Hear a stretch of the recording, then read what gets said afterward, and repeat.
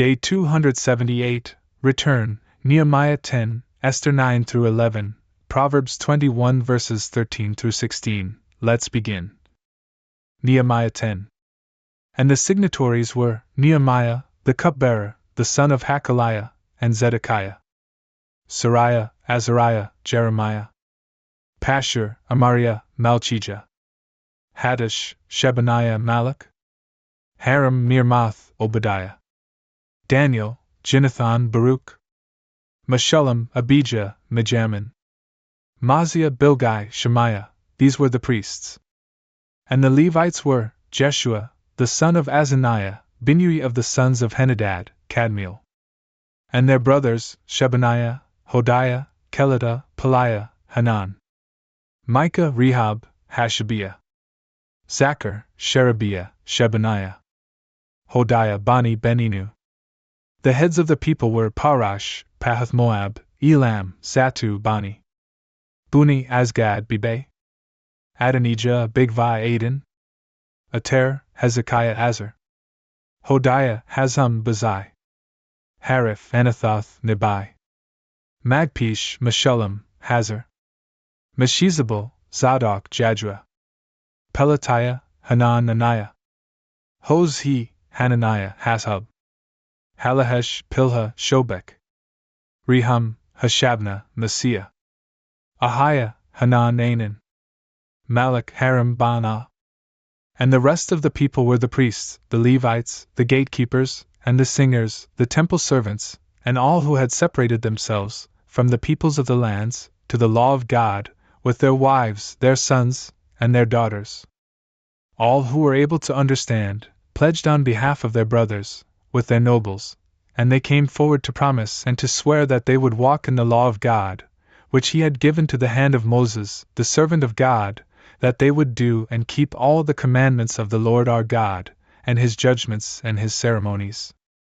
And that we would not give our daughters to the people of the land, and that we would not accept their daughters for our sons. Also that, if the people of the land carry in goods for sale or any useful things, so that they might sell them on the day of the Sabbath, that we would not buy them on the Sabbath, nor on a sanctified day, and that we would release the 7th year and the collection of debt from every hand. And we established precepts over ourselves, so that we would give 1/3 part of a shekel each year for the work of the house of our God, for the bread of the presence, and for the continual sacrifice, and for a continual holocaust on the Sabbaths, on the new moons, on the solemnities, and for the holy things, and for the sin offering, so that atonement would be made for Israel, and for every use within the house of our God. Then we cast lots concerning the oblation of the wood among the priests, and the Levites, and the people, so that it would be carried into the house of our God by the households of our fathers, at set times, from the times of 1 year to another, so that they might burn upon the altar of the Lord our God, just as it was written in the law of Moses. And so that we might bring in the firstfruits of our land, and the firstfruits of all the produce from every tree, from year to year, in the house of our Lord. And the firstborn of our sons, and of our cattle, just as it was written in the law, and the firstborn of our oxen and our sheep, so that they might be offered in the house of our God, to the priests who minister in the house of our God. And so that we might bring in the firstfruits of our foods, and of our libations, and the fruits of every tree, also of the vintage and of the oil, to the priests, to the storehouse of our God, with the tithes of our land for the Levites. The Levites also shall receive tithes from our works out of all the cities. Now the priest, the son of Aaron, shall be with the Levites in the tithes of the Levites, and the Levites shall offer 1/10 part of their tithes in the house of our God, to the storeroom in the house of the treasury. For the sons of Israel and the sons of Levi shall carry to the storehouse the firstfruits of the grain, of the wine, and of the oil. And the sanctified vessels shall be there, and the priests, and the singing men, and the gatekeepers, and the ministers. And we shall not forsake the house of our God. Esther 9:11. So, on the 3rd day, she put away her ornate apparel, and surrounded herself with glory. And when she was shining in a royal manner, and had called upon God, the guide and Savior of all, she took 2 maids with her. And she was leaning upon one of them, as if, out of delicateness and great tenderness, she were not able to bear carrying her own body. And the other maid followed her lady, carrying her garment flowing on the ground. Yet she had a rosy color pouring over her face, for, with gracious and bright eyes, she restrained a sorrowful soul and very great fear.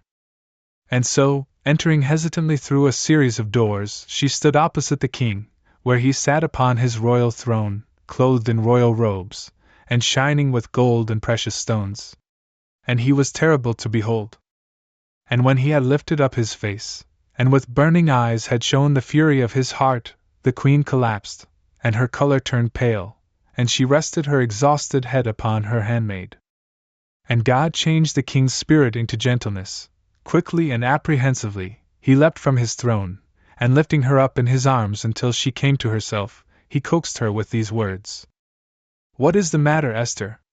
I am your brother, do not be afraid. You will not die. For this law has not been established for you, but for all others. So approach and touch the scepter." And since she remained silent, he took the golden scepter and placed it on her neck, and he kissed her and said, "Why do you not speak to me?" She answered, "I saw you, my lord, as an angel of God, and my heart was disturbed for fear of your glory. For you, my lord, are great and wonderful, and your face is full of grace." And while she was speaking, she collapsed again, because she was out of breath. But the king was troubled, and all his servants consoled her. And so, on the third day, Esther had put on her royal apparel and was standing in the atrium of the king's house, which was inside, opposite the king's hall, while he was sitting on his throne in the council room of the palace, opposite the entrance of the house.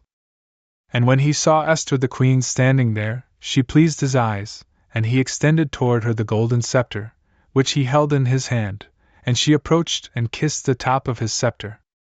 And the king said to her, "What do you wish, Queen Esther? What is your request? Even if you ask for half of the kingdom, it will be given to you." But she responded, "If it pleases the king, I beg you to come with me today, and Haman with you, to the feast that I have prepared." And immediately the king said, "Call Haman quickly, so that he may obey Esther's will."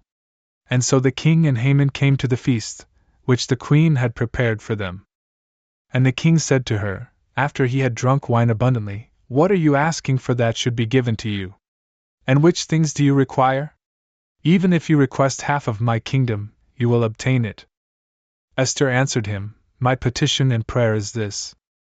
If I have found favor in the sight of the king, and if it pleases the king to give me what I ask, and to fulfill my petition, let the king and Haman come to the feast which I have prepared for them, and tomorrow I will open my mind to the king." And so Haman went out that day joyful and cheerful. And when he saw that Mordecai was sitting in front of the gate of the palace, and that he alone did not get up for him, but did not so much as move from the place where he sat, he was very indignant. But, concealing his anger and returning into his house, he gathered to him his friends and Zeresh, his wife.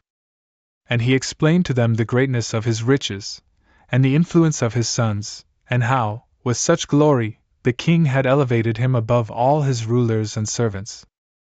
And after this, he said, "Also, Queen Esther has called no one else to the feast with the king, except me. And I will be dining with the king again tomorrow. And though I have all these things, I consider that I have nothing as long as I see Mordecai the Jew sitting in front of the king's gate." And Zeresh his wife and his other friends answered him, "Order a great beam to be prepared, having a height of 50 cubits, and in the morning speak to the king, so that Mordecai may be hanged from it, and so you will go joyfully with the king to the feast." This advice pleased him, and so he ordered a high cross to be prepared. And so the king and Haman entered to drink with the queen. And the king said to her again on the second day, after he was warmed with wine, "What is your request, Esther, so that it may be given to you? And what do you want done? Even if you ask for half of my kingdom, you will obtain it." She answered him, "If I have found favor in your eyes, O king, and if it pleases you, spare my soul, I ask you, and spare my people, I beg you. For I and my people have been handed over to be crushed, to be slain, and to perish. And if we were only being sold as servants and slaves, the evil might be tolerable, and I would have mourned in silence. But now our enemy is one whose cruelty overflows upon the king. And King Artaxerxes answered and said, Who is this, and of what power, that he would dare to do these things? And Esther said, This is our most wicked enemy and foe, Haman. Hearing this, Haman was suddenly dumbfounded, unable to bear the faces of the king and the queen.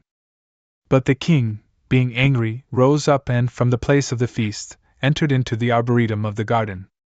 Haman likewise rose up to entreat Esther the queen for his soul, for he understood that evil was prepared for him by the king.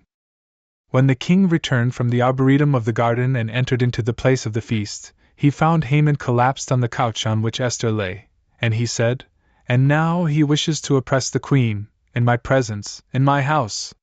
The word had not yet gone out of the king's mouth, and immediately they covered his face. And Harbona, one of the eunuchs who stood in ministry to the king, said, Behold the wood, which he had prepared for Mordecai, who spoke up on behalf of the king, stands in Haman's house, having a height of 50 cubits. The king said to him, Hang him from it. And so Haman was hanged on the gallows, which he had prepared for Mordecai, and the king's anger was quieted. Proverbs 21 verses 13 through 16. Whoever blocks his ears to the outcry of the poor shall also cry out himself, and he will not be heeded. A surprise gift extinguishes anger, and a gift concealed in the bosom extinguishes the greatest indignation. It is gladness for the just to do judgment, and it is dread for those who work iniquity.